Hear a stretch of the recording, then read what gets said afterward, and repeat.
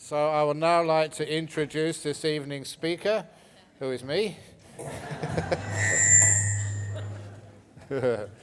And so, how's that going? Can everybody hear okay?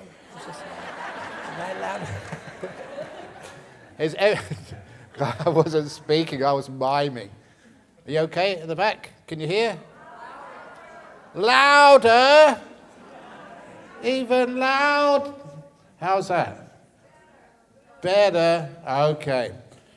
So, first of all, please, if it's not loud enough, don't throw things at me. That's one of the reasons why, if you ever go to a Buddhist temple, you're never allowed to wear shoes in the Buddhist temple in case the monk gives a bad talk, so you've got nothing to throw at him or her.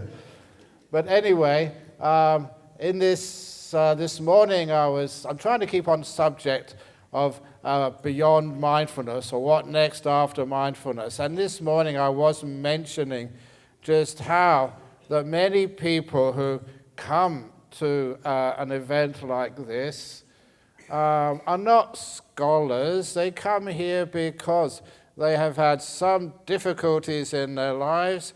And how can we use some of these teachings to lessen those difficulties and even take it further into very deep, powerful meditations? And because of that, I did mention that came so close to changing the world by converting the previous President George Bush. But what did I do when somebody did have depression, which is something which people have, quite common? Every time when something goes wrong in life, even I'm sure that the PA manager got a bit scared and depressed that this thing wasn't working. But what happens? How do we deal with these mistakes in life? And so one of the methods which we employ in order to overcome the inherent negativity which arises sometimes in life is actually to first of all acknowledge it and bring it up to our conscious awareness as much as we possibly can. And when I was giving a presentation in Sydney at a psychology conference, I suggested a usual method, but expanding it to places where the psychologists hadn't gone before. I'm not sure how many of you, when you were maybe my age, apparently it's still going on, Star Trek? Remember Star Trek? And what was the saying at the very beginning? To boldly go where no man has gone before. Now, number one, that's sexist, man. And number two, it's not what I practice. And I practice to boldly go where no monk has gone before.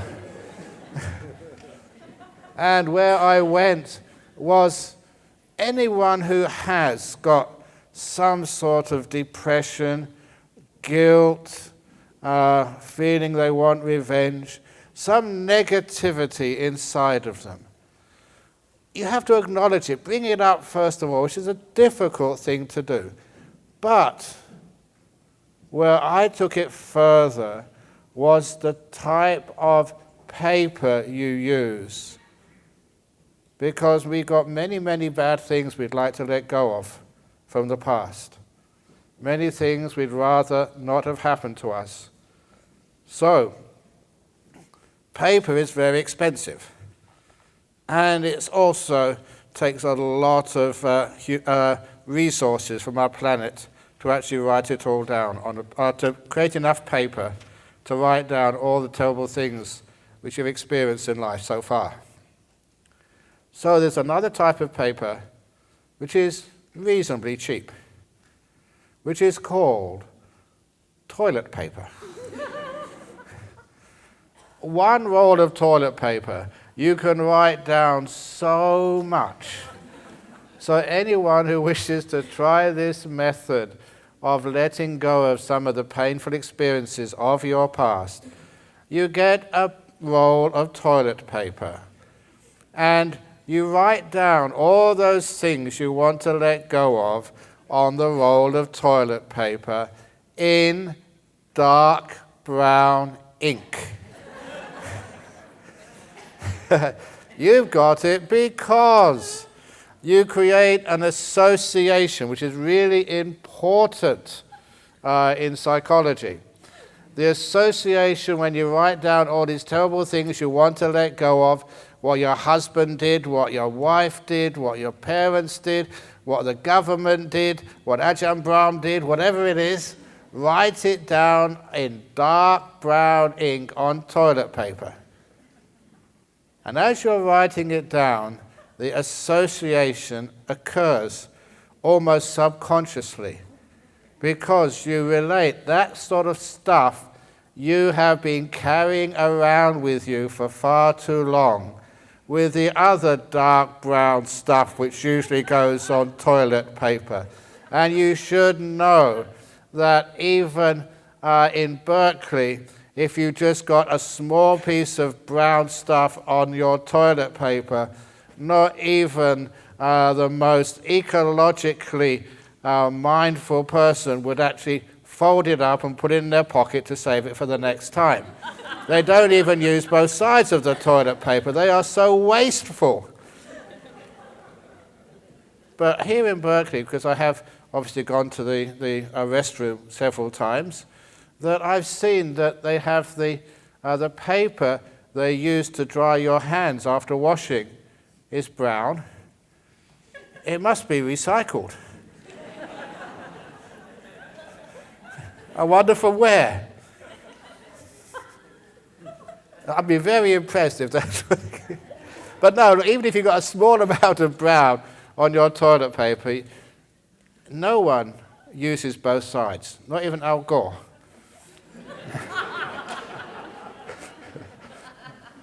But even a tiny bit of brown stuff on a piece of toilet paper, call it shit. A tiny bit of shit on the toilet paper, you actually throw it away straight away. So it's making that association with the other brown stuff you have on toilet paper, this stuff you write down. Why is it we keep all these negative memories of our past? Why do we do that? It's a sort of a stupid habit. I'm going to carry on with the toilet paper simile in a moment, but straight from my teacher, Ajahn Chah. Now, he would actually speak in the local language, and he would use the shit word often, because it meant so much more to ordinary people when he told these similes. And this simile was of the two chicken farmers. There were two farmers who were raising the eggs from chickens. So one farmer got up early in the morning, went into the chicken compound to collect the eggs from the night before.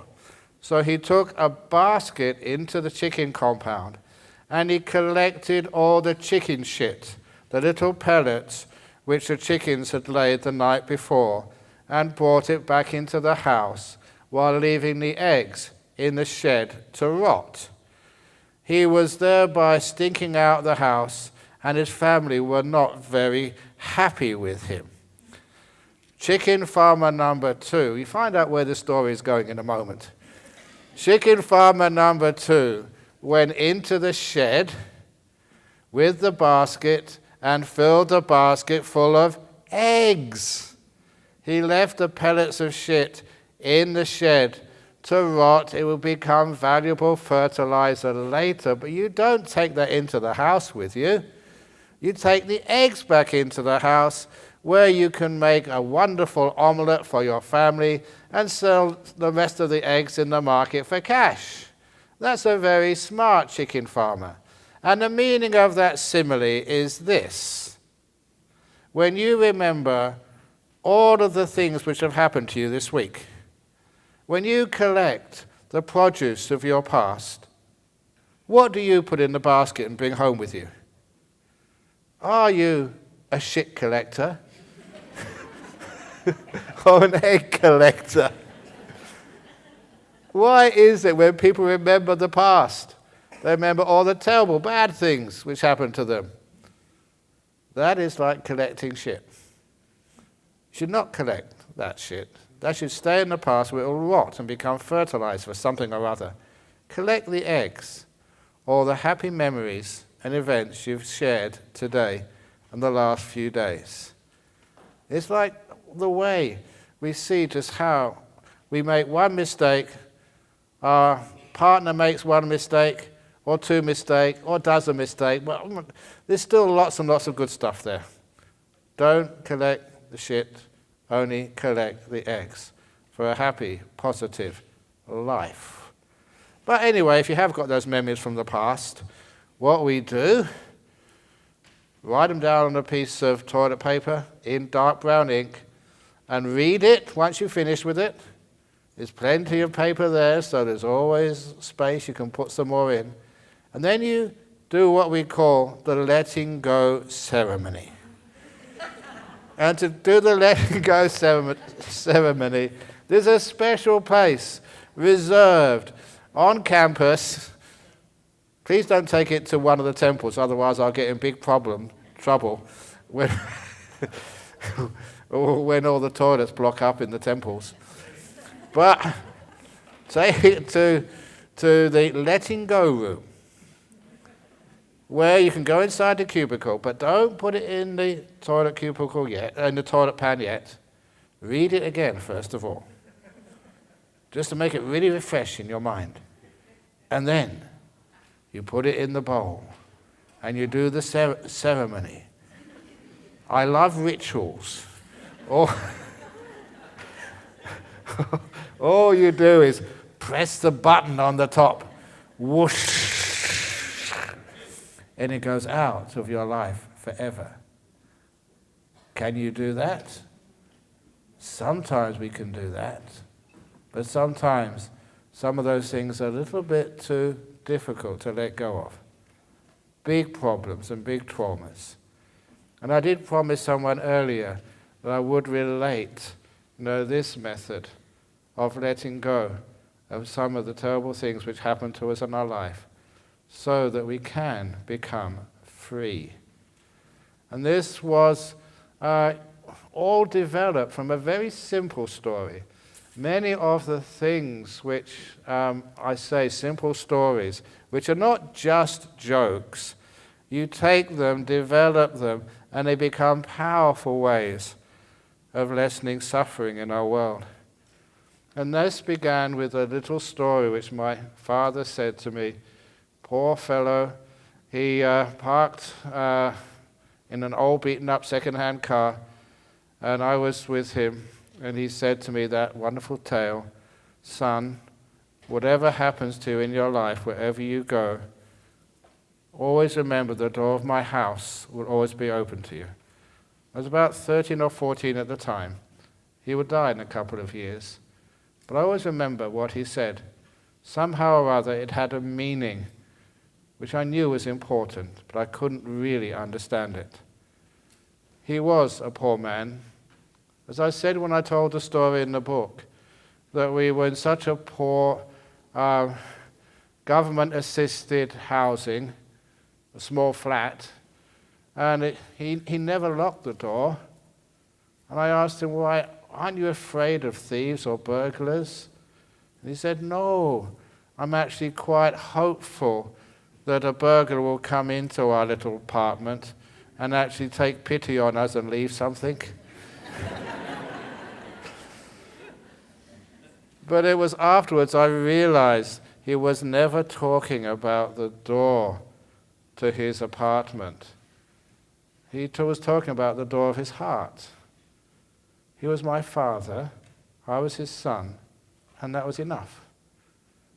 It was the first time that I could experience and understand, realize the unconditional love and unconditional acceptance. And I've used that very often to understand what kindness, acceptance, what love is. And I've taught that in many, many places. But this particular example surprised me. when some people who were listening to these talks took it way further than I'd ever expected to be taken. And this was a group which I got to know in Australia called the Australian Society of Survivors of Torture and Trauma. Refugees who'd come from some of the worst places in this world, who had been multiple rape, torture, beaten, and when I heard some of their stories, it really surprises what one human being can do to another human being.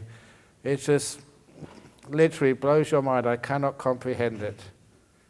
But this is a fact. It happens. And people can bring in these refugees into our countries. Now, just because refugees is a social justice issue, I'm just going to go on a little tangent here, because I know there is a few Vietnamese here, and I know that many Vietnamese after the Vietnam War settled in places like United States or Australia.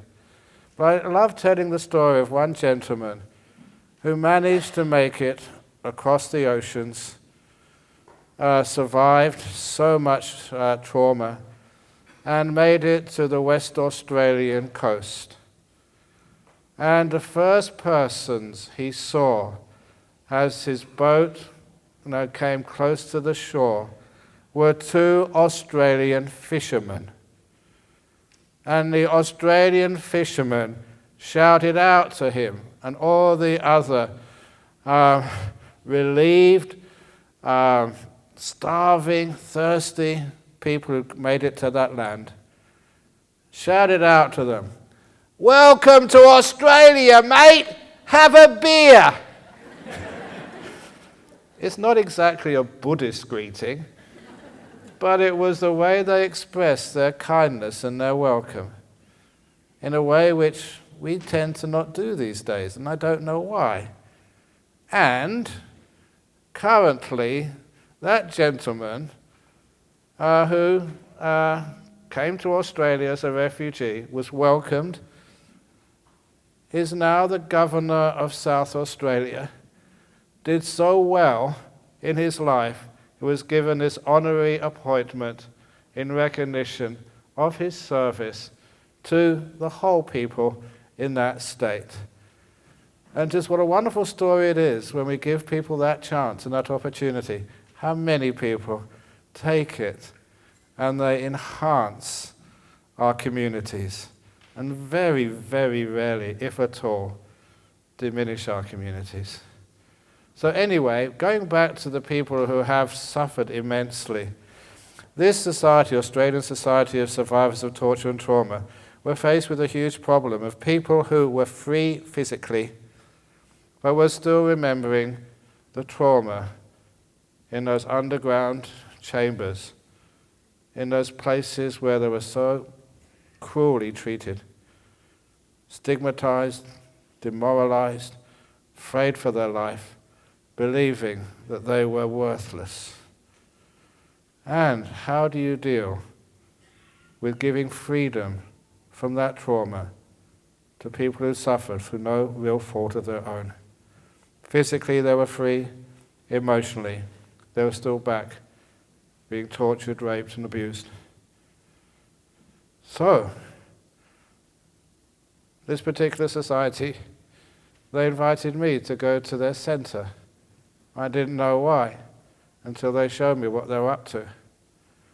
They had taken that story of opening the door of your heart and adapted it, taking people, say someone who had gone through places worse than hell, and when they were ready, feeling safe, feeling supported, not pressured in their own time, they did this little meditation, visualization of opening the door of their heart.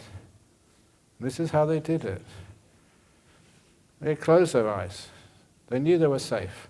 They could exit this little visualization anytime they wanted. And they visualized a heart in the center of their chest. And this heart was not a medical heart, not like you'd see in a cabinet, not like a real heart, like any doctor would know. A Valentine's Day heart. Not real, but just imagine that this was your heart. Pointed at the bottom, just with a little, the cleavage in the top. And then to imagine 2 doors open up from that heart. And inside their heart, they could visualize, they could see that part of them which they were comfortable with, the part of them which they could feel at ease with, the part which wasn't hurting, being abused, being stigmatized, being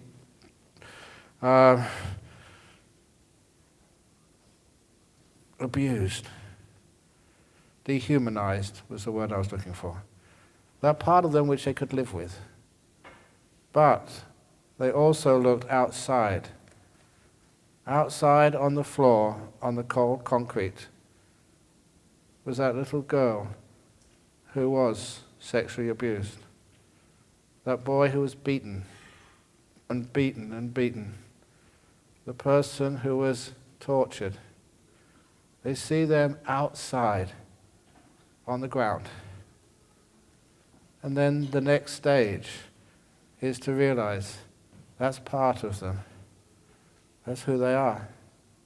That's their history.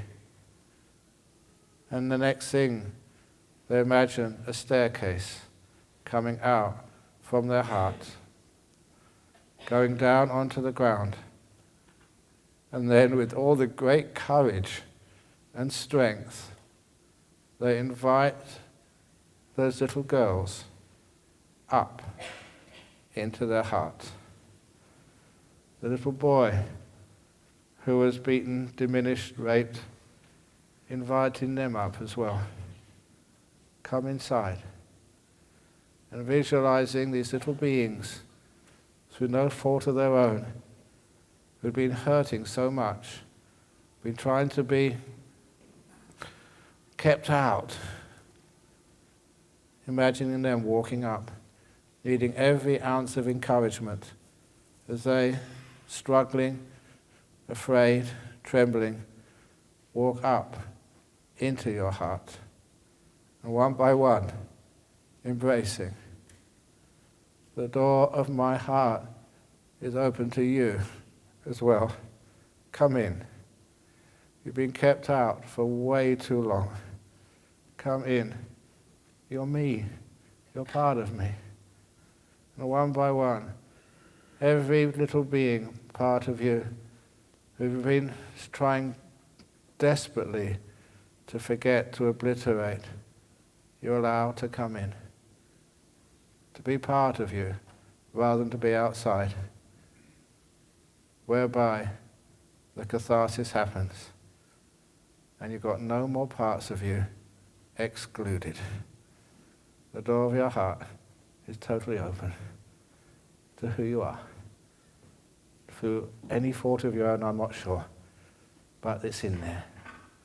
And to see the result of that, I was so impressed that this was a way which did allow people who had been through hell not to sort of deny that or try and think that that is not part of them, but to embrace it, be part of it, and be stronger for it.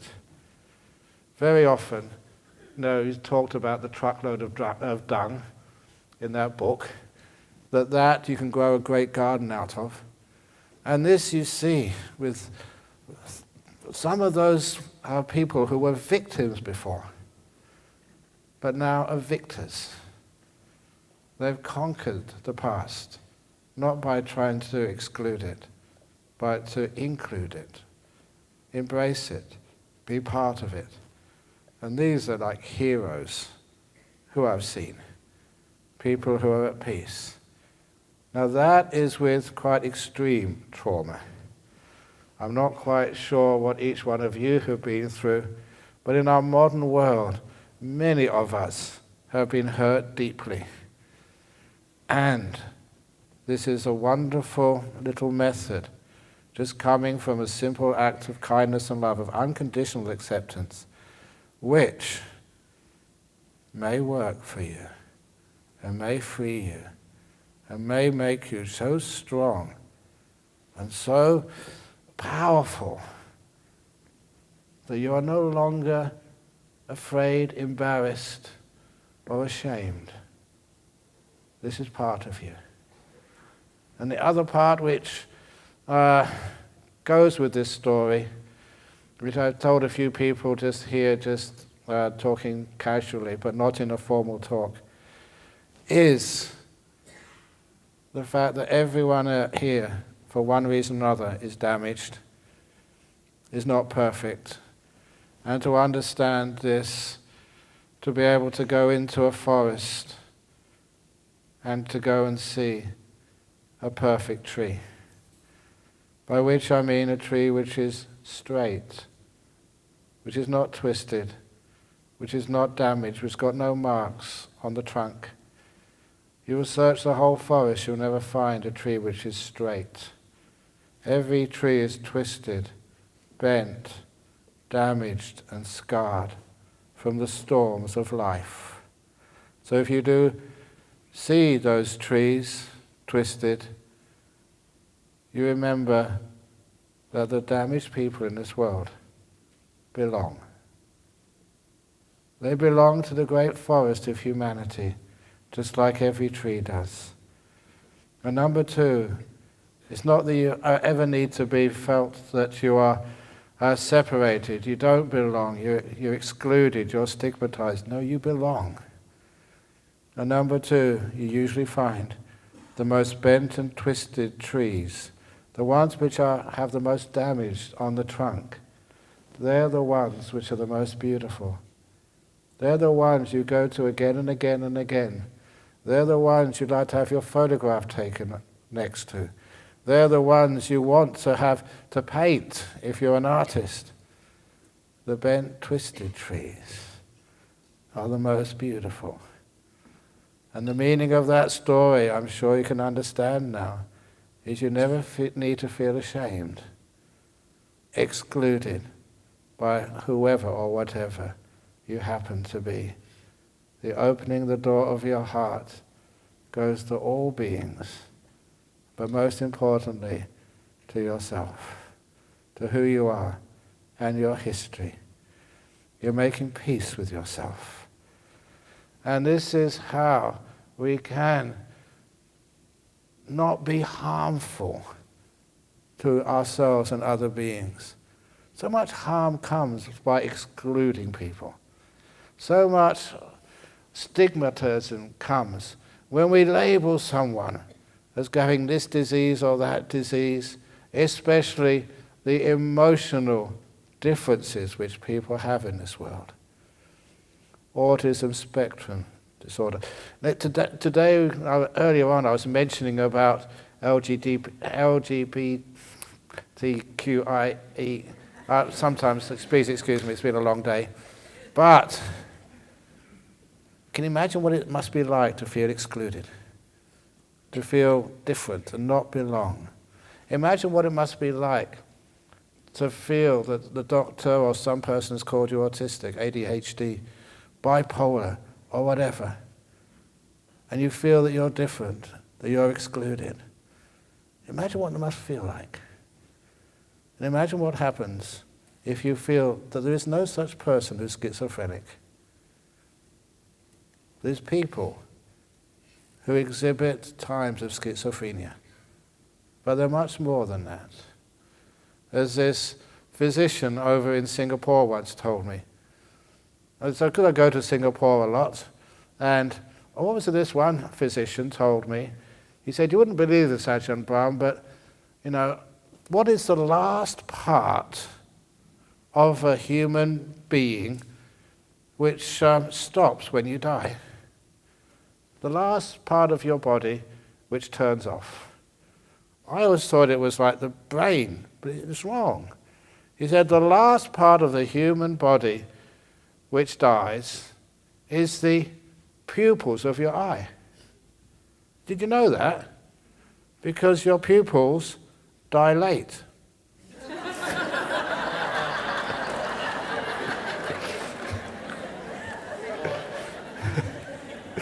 He.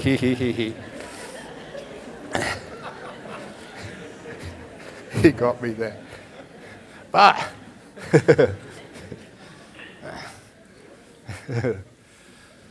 but this other doctor, when I gave some talks on mental, they call it mental illness, mental disease, and I don't like that word one bit. But when we're talking about, I asked him, I said, what are you doing in Singapore? What's your speciality? His speciality was the professor of schizophrenia. And so everybody in that island state who was diagnosed with schizophrenia went to this professor, and I said, how do you treat schizophrenia in Singapore? He said, I do not treat schizophrenia in Singapore. When people say the unexpected, you always get very interested. You don't treat schizophrenia in Singapore, and then you're head of the schizophrenia unit. What do you treat? What do you do? And he said he treats the other part of the patient, which is not schizophrenic. And once you understand what he was doing there, you understand, wow, that opens up this huge avenue of insight, of methods, of treatments to take a person who's been diagnosed with schizophrenia and actually look at them in a totally different way, in a way which focuses on the other part of them, not the part which is really ill, but the other part of them. And I knew the answer. Often you ask a question knowing the answer because you just want to say that, it didn't come from me, it came from this professor. And the other part of the answer was, what are the results? So much better than conventional treatment, because you're focusing on the part of the person you want to see grow. If you have got a lazy husband who never does his chores, don't focus on his laziness. Focus on the other part of him, which does do his chores from day to day. And you'll find that part will grow. If you focus on your kid's laziness, never doing his homework, never doing his assignments or whatever, imagine what that does to a person, hearing all this negativity again and again and again and again, to the point that the kid believes they're not worth anything. Ask yourself, if you have children, when you see them, how many times in a day do you praise them? And how many times do you criticize them? Compare. And you'll be shocked and understand why the relationship you have with your kids is not being very productive. If you don't believe me with your kids, try that to yourself. How many times do you criticize yourself during the day? And how many times do you praise yourself? Even here, sometimes when somebody does an amazing job organizing this conference, you say, well done. Oh, no. Why is it that we refuse praise? Criticism, oh yeah, I could have done better. Maybe I should have done this. Often we refuse praise, which is mad, it's crazy. So, when people say, thank you to me, thank you Ajahn Brahm for saving my life, thank you so much for helping save my marriage, sometimes I say, oh, no, that's just ordinary. That's just what I do as a monk. No, if somebody praises you, accept it. Say thank you. I deserve that. Why are you laughing? Because we've got something in our psyche, in our upbringing, we're not allowed to accept praise. If you accept praise, you get a big head. Look, I receive a lot of praise. You don't get a big head, you get a big belly. No, you still get a lot of encouragement to do good in the future. Now, many of these little stories and anecdotes, some of those you do see in the teachings of the Buddha or the teachings of your own master, but a lot of these insights which we get, it's a waste of time me keeping on giving these talks to you every time, because I'm going to die one day. And so the great thing about a teacher is to teach the students to be able to understand themselves so they can teach others. Because a lot of times, the wisdom of Buddhism, the opening of the door of your heart, comes from what is beyond mindfulness, which is called stillness. The stillness is magical. And I will now prove to each one of you how easy it is to be silent. If you never meditated before, you will now discover how easy it is.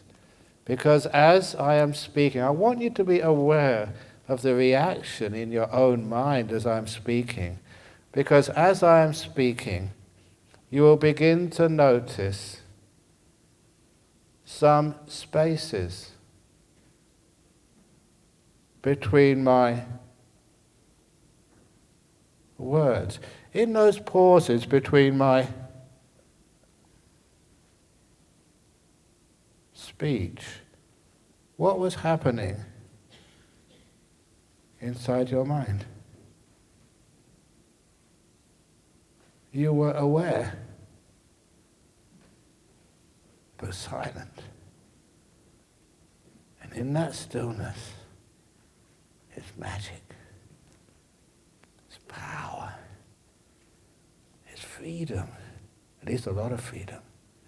And imagine, just imagine, you can maintain that stillness longer and longer and longer. Now you're learning that meditation, that mindfulness allows you to trust in stillness. And from that stillness is where we get our insights, where we get our wisdom, where we understand not what other people have taught us, to see for ourselves. Otherwise, you're just thinking old thoughts, going on old ways of thinking. But now you are feeling. Now you are knowing. And this is where much of wisdom comes from. The still forest pool that is your mind. And to make it very clear that because I was a scientist, I still am a scientist, because you do have friends who have taken science to the levels which I would never have expected, you understand, anecdotal experience, that some of the great insights and breakthroughs come not when you're thinking, but when you are still. When insights, new ways of looking and thinking come up, otherwise known as innovation. New ways. A few years ago, actually it's about 2 or 3 years ago, 2015, I received an invitation to go to Daejeon in South Korea to give the keynote address at the 2015 World Computer Congress. If anybody ever saw my computer skills, you'd wonder what the heck is Ajahn Brahm going to give a talk at the World Computer Conference in Daejeon in front of all these executives of LG and Samsung and Google and all these other big companies, together with a lot of experts from the European Union about cybersecurity. And after the president and the the host sort of gave their welcoming. To get down to business, now we invite Ajahn Brahm to give the keynote address to all these nerds. And straight away they were looking, what's this guy doing here? And you have to get insight, you've got to see things in a different way. A good example, does anyone know the origin of the ice cream cone? That came from the, I think, 19-something World's Fair in St. Louis. And it just so happens, just like we have a big conference here, you got people just advertising this or selling this, stalls. They had stalls selling food, and it just happened by chance that the stall which was selling ice cream was situated right next to the stall which was selling waffles. And the owner of the waffle franchise, the owner of the ice cream franchise in the St. Louis World's Fair, became friends. They talked with one another, and they synergized. Two different food types which had never come together before now came together. The waffle became the cone of the ice cream, and the ice cream went on top.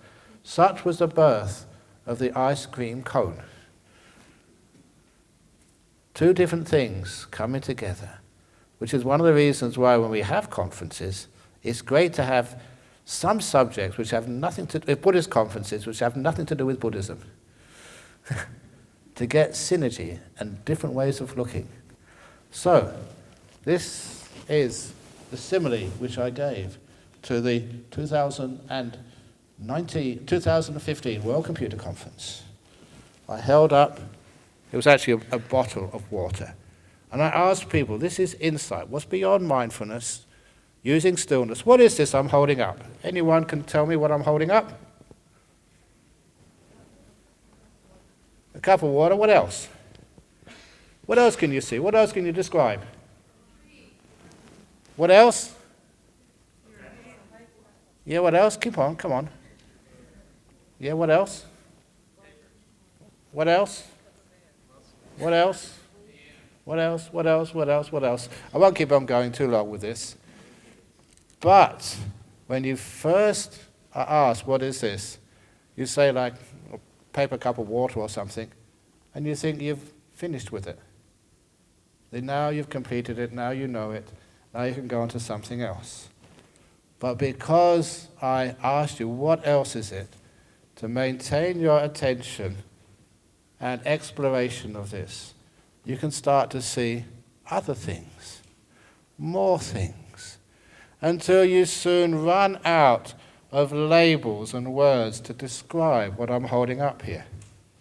Once you've run out of words and labels, then you can start to see things in new ways, different ways, ways which you haven't been taught.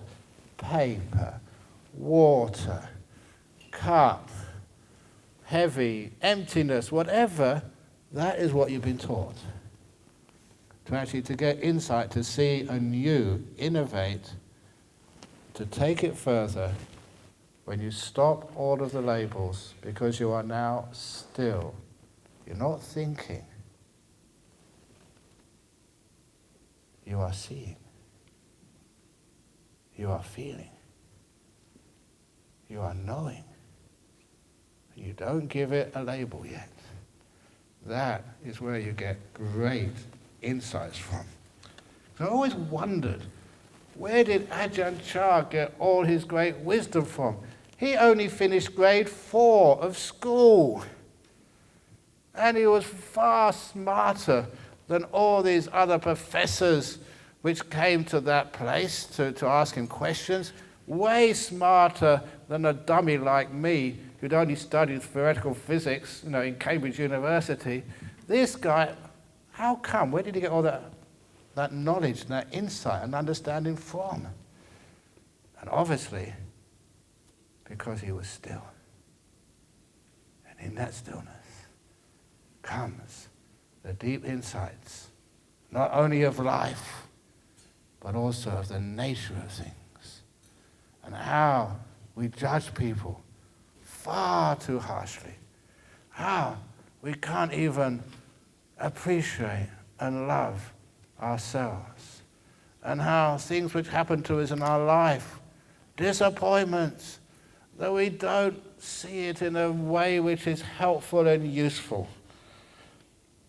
Just like once upon a time in Berkeley, there was a little baby spider, and she crawled into a nice home to make a little nest, a web in the corner of the room. And she made a web in the corner of her room. She was so mindful, so much effort, and she was so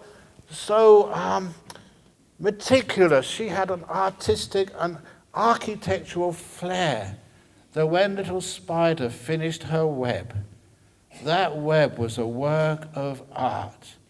It would make even Frank Lloyd Wright proud if he was that spider. And you know Frank Lloyd Wright? Of course. Yeah, he was this area. He was in San Fran, wasn't he? San Francisco. Oh, Estrada, okay. I only know him from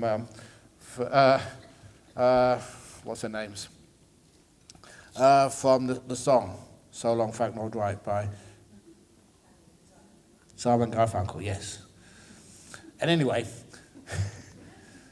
that as soon as the spider had finished her house, she sat in the corner in the middle of the web, waiting for lunch to come, because that's how the spiders get their lunch. And as soon as the owner of the house saw that spider web in the corner of the house, the owner took a broom and smashed it to bits. And the spider had to run for her life to escape. And as she ran for her life, she said, "What have I done wrong? I've only built a little web in the corner of somebody's house where they're not really bothered. They never go up to that corner. And I catch all the bugs for them, for nothing, for free. I only just ask for a bit of peace and sharing a house with the people who own this house. Why are they trying to kill me?" But the spider had to run to the next house, where they built another web, not as meticulous, not as artistic, because they didn't have so much time, but made another web, was really exhausted, and at the end of building that second web, the maid saw there was a spider web in the house, and also smashed it to bits. And the same happened in the third house, the fourth house, the fifth house. And after 5 houses, building a little home just so it could relax and eat, the spider became what we call traumatized and depressed. Post-traumatic spider syndrome. PTS. And started to think to herself, life is so unfair. Why is it that people don't? We're not trying to harm anybody. We're just helping people. We don't go into where they want to keep things clean or eat. Just in a little corner of a little room, that's all we ask for. We catch the bugs, but nobody loves spiders. Why are they scared of spiders? So I started to become depressed and traumatized. Even the thought of going into another person's house and building a web started to make it shake. You know what happens in sweat with post-traumatic stress? So little spider thought it was so alone and so hungry and so unloved. The little spider went deeper into depression and couldn't find a therapist for spiders anywhere in Berkeley. So became suicidal. And so began the story of Suicidal Spider. Suicidal Spider was walking down the road, not really knowing what to do except it couldn't stand life any longer, and was looking for somebody's shoes to crawl underneath to commit suicide. But you know when it's like when you're really depressed, you can't do anything right. Always goes between the gap between the heels and the soles. So I decided to just go over the road and get crushed under somebody's truck. But every time I went under a truck, it always got between the wheels, never actually underneath them. So poor suicidal spider got even more depressed. I can't even commit suicide right. I can't do anything right. Life is so hard. Life is so much suffering and pain. And suicidal spider was staggering down the road like a drunk person, not knowing where she was going. Until, have you ever had that feeling that somebody is watching you? And felt, hey, somebody's watching me. And turned around and saw the fattest, happiest spider that ever existed in Berkeley. And I was wondering, well, what are you doing here? How come? And the happy, fat, jolly spider looked at suicidal spider and said, what's happening to you? Why are you so upset? Because fat, jolly beings are usually very wise and compassionate.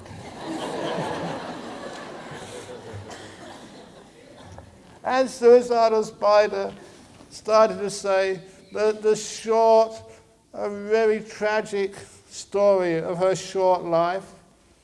5 homes. I tried to build a home and a little web, and I was smashed each time, and I was so lucky to survive and get out alive, and now I'm too afraid to go to anybody else's house. Life is so unfair. And, hey, said suicidal spider, you're fat. You're happy. Didn't anyone ever try to destroy your house? I said, oh, no, not at all. I only built one house, and it's still there, never been destroyed. And he said, well, where can such a house be? Didn't anybody ever try to destroy it? I said, no. And actually, look how fat I am. There's enough food in my house, in my web, to feed both of us. Why didn't you come and live with me? And suicidal spider said, wow, it's really fat and happy. But where on earth, I can't figure out where in Berkeley can you build a web where no one ever disturbs you? And Fat Jolly Spider said, oh, in the donation box of Berkeley Buddhist Temple. No one ever disturbs me there.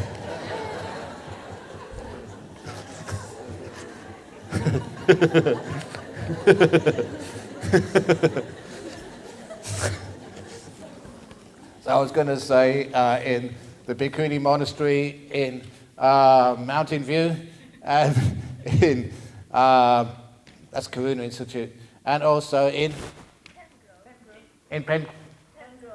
Pengrove. Anywhere else while I'm at it? Fremont. Placerville, yeah.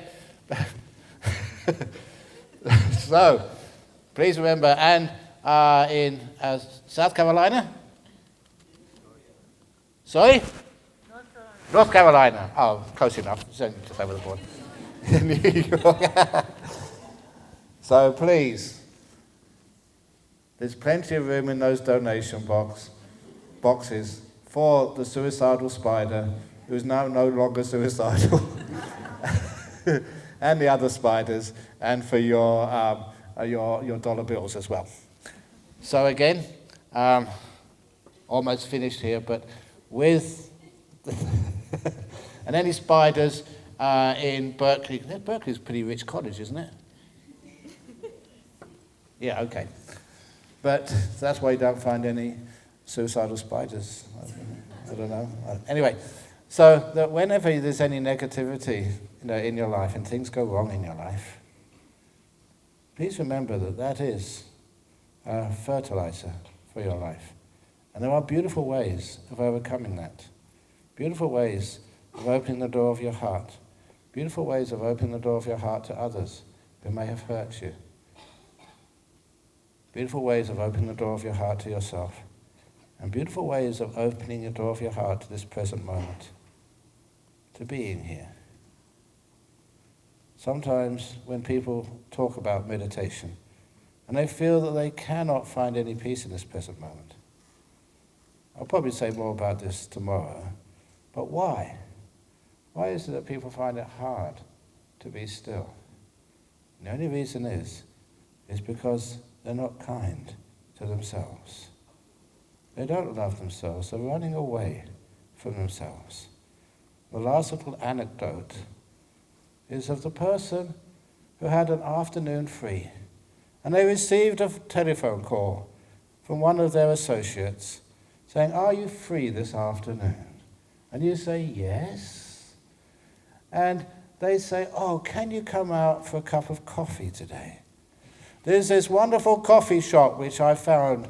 I know you don't like this type of coffee, but I do, so can you please come to my coffee shop, where we will eat these wonderful diabetic-enriched chocolate chip cookies, and we will talk about politics, not your spirituality mumbo-jumbo, because politics is more important.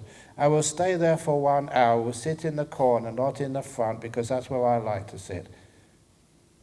And as soon as somebody asks you, or more like tells you, "Please come and drink what I want to drink, eat what I want to eat, talk what I want to talk about, sit where I want to sit for as long as I want to sit there," what would you do?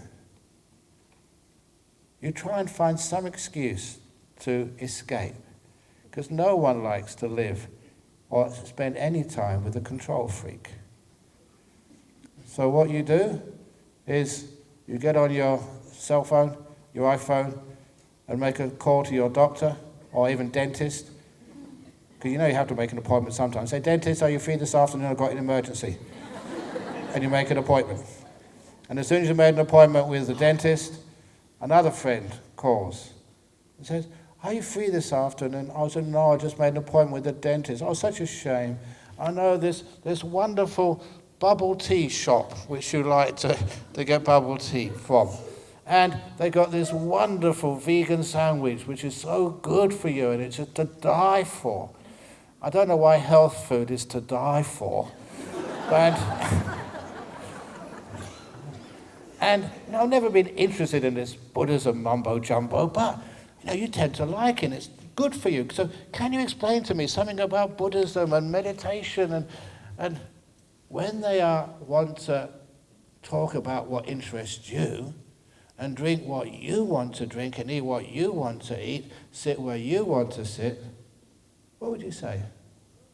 You say, "Sure, yeah, I'm cancelling my dentist appointment. I'll be there straight away." And you sit there, and time just flies by, because you're with a friend who's respecting you. And of course now, hopefully you understand why people have a wandering mind.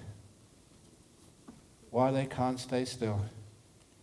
Because you tell your mind, "Right, you're going to sit still and you're going to watch, say, the breath. And you can watch it for half an hour. You're not going to move. You're going to do it this way, not the other way. You can do it as I want you to do it. Sit, close your eyes, now." That's why you wander away. Because your mind will do anything to escape from you.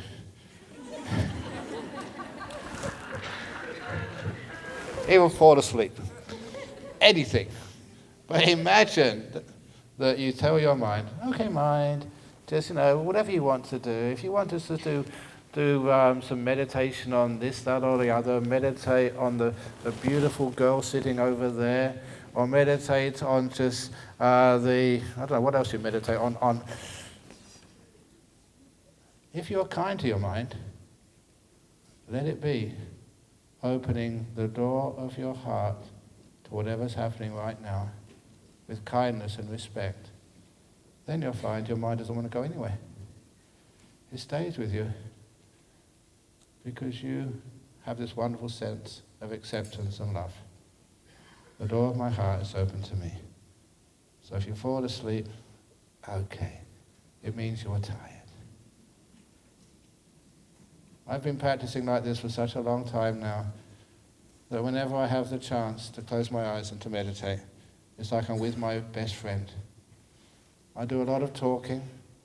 I actually talk so much, there's a special therapy group for people who talk too much. It's called On and On and On and On Anonymous. But now, my mind is so happy with me whenever we see each other. Yay, great, let's chill out together, let's hang out together. No effort, but a lot of peace. That's how we stop a wandering mind. So, it is now 7 o'clock, so I've got to wander off, and you've got to wander off.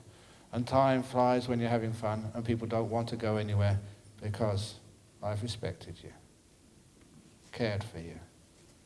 Open the door of my heart to you, as you should open the door of your heart to the people sitting next to you, to life, to everything. May you be at peace and free.